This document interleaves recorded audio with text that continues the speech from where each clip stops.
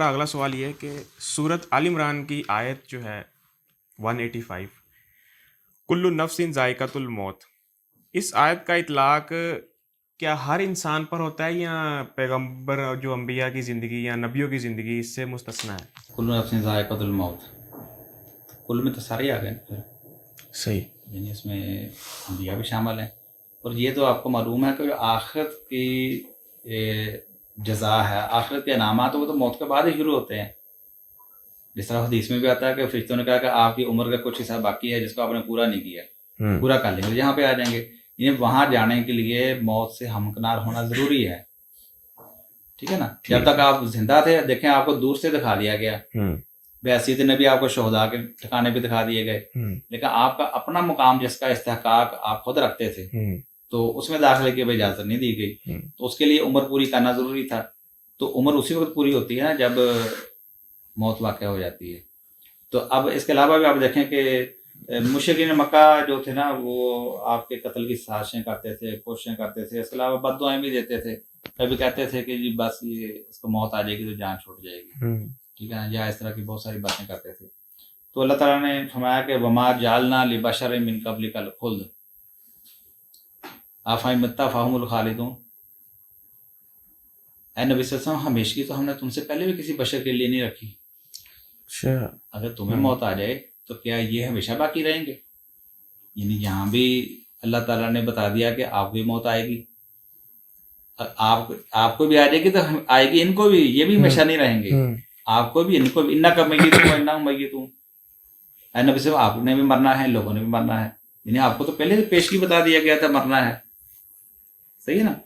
اچھا، اور پھر یہ جو آیت ہے افإن مت فهم الخالدون کل نفس ذائقۃ الموت، ساتھ ہی اس کے ساتھ بتا دیا گیا کہ نہیں، ہر جاندار نے ہی موت کا ذائقہ چکھنا ہے. ٹھیک ہے جی، یعنی اس میں نبی غیر نبی کا استثناء ہے ہی نہیں، سب کے لیے موت کا اللہ تعالیٰ نے وعدہ کیا ہے کہ موت سب کے لیے ہے.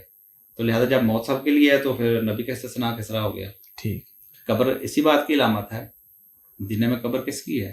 محمد رسول اللہ صلی اللہ علیہ وسلم کی. آپ کی عمر کتنی سی؟ 63 برس. 63 برس کا کیا مطلب ہے؟ کہ اس کے بعد وفات ہو گئی، ٹھیک ہے نا. ٹھیک. تو اس لیے یہ جو عمر کا اندراج کرتے ہیں اس کا مطلب یہی ہوتا ہے 63 برس. خلفاء کیوں بنائے گئے؟ کہ آپ زندہ نہیں رہے، آپ فزیکلی کام نہیں کر سکتے، ٹھیک ہے نا. تو یہ سارے کا مقصد یہی ہے. ٹھیک. اس آیت میں رسول اللہ صلی اللہ علیہ وسلم بھی شامل ہیں. کل شیء ہالک الا وجہہ، ہر چیز ہلاک ہو جانے والی ہے سوائے اللہ کی ذات کے، ٹھیک ہے نا. یہ بھی ایسے بات، یعنی یہ جو بقا ہے صرف اللہ تعالیٰ کے لیے ہے، باقی سب کے لیے فنا ہے. یہ اللہ تعالیٰ کی صفت ہے، اللہ لا الہ الا هو الحی القیوم. کہ اللہ تعالیٰ وہ ذات ہے جس کے علاوہ کوئی الہ نہیں ہے. کیوں نہیں الہ ہے؟ کیونکہ الحی ہے، وہ الحی وہ ہے، ایسا الحی حی اللہ یموت، دوسری کا لگتا ہے حی اللہ یموت، یعنی ایسا الحی ہے کہ اس کو موت نہیں ہے. یہاں پر الحی القیوم، الحی بھی ہے اور قائم ہے، اور قائم رکھے ہوئے بھی ہے ہر چیز کو. تو یہ حی القیوم ہونا، حی اللہ یموت ہونا، یہ کس کی صفت ہے، کس کا وصف ہے؟ اللہ تعالیٰ کا وصف ہے. اگر انبیاء کو موت نہ آئے یا آخری نبی محمد صلی اللہ علیہ وسلم کو موت نہ آئے، ایسا مطلب کیا ہوگا کہ وہ الوہیت کی صفت کے اوپر فائز ہے.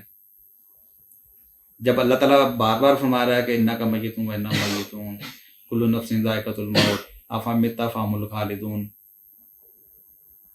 یعنی قرآن کے اندر کتنی واضح اور واشگاف یہ آیات موجود ہیں، اور پھر اس کے باوجود ہم اس حقیقت کا انکار کرتے ہیں. کس طرح کر سکتے ہیں؟ ہم مومن ہیں، مسلمان ہیں، تو سب سے پہلے قرآن کے اوپر ایمان لانا پڑے گا. بالکل.